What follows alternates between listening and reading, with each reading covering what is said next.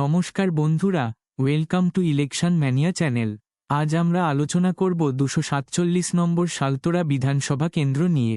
2014 সালের লোকসভা নির্বাচনে এই কেন্দ্র থেকে তৃণমূলের প্রাপ্ত ভোট 40.41%, বিজেপির অপ্রাপ্ত ভোট 17.82%, বামফ্রন্টের প্রাপ্ত ভোট 32.7% এবং কংগ্রেসের প্রাপ্ত ভোট 1.44%। এই কেন্দ্র থেকে তৃণমূলের মুনমুন সেন বামফ্রন্টের বাসুদেব আচারিয়া এর থেকে 13,256 ভোটে এগিয়েছিলেন। 2016 সালের বিধানসভা নির্বাচনে এই কেন্দ্র থেকে তৃণমূলের প্রাপ্ত ভোট 46.2%, বিজেপির প্রাপ্ত ভোট 8.15%, বামফ্রন্ট ও কংগ্রেসের মিলিত প্রাপ্ত ভোট 39.39%। এই কেন্দ্র থেকে তৃণমূলের স্বপন বাউরি বামফ্রন্টের ষষ্ঠী চরণ বাউরিকে 12,523 ভোটে পরাজিত করেন। 2019 সালের লোকসভা নির্বাচনে এই কেন্দ্র থেকে তৃণমূলের প্রাপ্ত ভোট 38.39%, বিজেপির প্রাপ্ত ভোট 56.46.32%, বামফ্রন্টের প্রাপ্ত ভোট 7.1% এবং কংগ্রেস এই কেন্দ্রে কোনো প্রার্থী দেয়নি।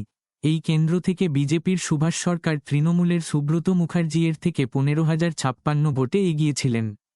2021 সালের বিধানসভা নির্বাচনে এই কেন্দ্র থেকে তৃণমূলের প্রাপ্ত ভোট 43.23%, বিজেপির প্রাপ্ত ভোট 45.28% এবং বামফ্রন্ট ও কংগ্রেসের মিলিত প্রাপ্ত ভোট 6.96%। এই কেন্দ্র থেকে বিজেপির চন্দনা বাউরি তৃণমূলের সন্তোষ কুমার মণ্ডলকে 4,145 ভোটে পরাজিত করেন।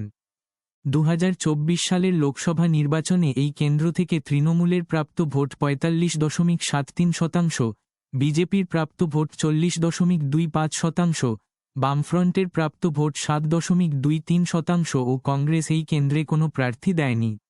এই কেন্দ্র থেকে তৃণমূলের অরূপ চক্রবর্তী বিজেপির সুভাষ সরকার এর থেকে 11,100 ভোটে এগিয়েছিলেন। 247 নম্বর সালতোরা বিধানসভা কেন্দ্র। 2026 সালের বিধানসভা নির্বাচনে এই কেন্দ্র থেকে সম্ভাব্য বিজয়ী কে হতে চলেছে সেটার আগে জানিয়ে রাখি যে আগামী পর্বে ছাতনা বিধানসভা নিয়ে আলোচনা করা হবে, তাই এরকম আরও তথ্য পাওয়ার জন্য চ্যানেলটি সাবস্ক্রাইব করে রাখুন। এই কেন্দ্রের মোট ভোটার 2,32,517।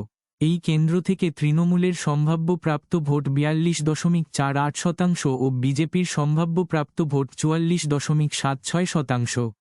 247 নম্বর সালতোরা বিধানসভা কেন্দ্র। 2026 সালের বিধানসভা নির্বাচনে এই কেন্দ্র থেকে সম্ভাব্য বিজয়ী হতে চলেছে। এখন পর্যন্ত আলোচিত 106টি কেন্দ্রের ফলাফল।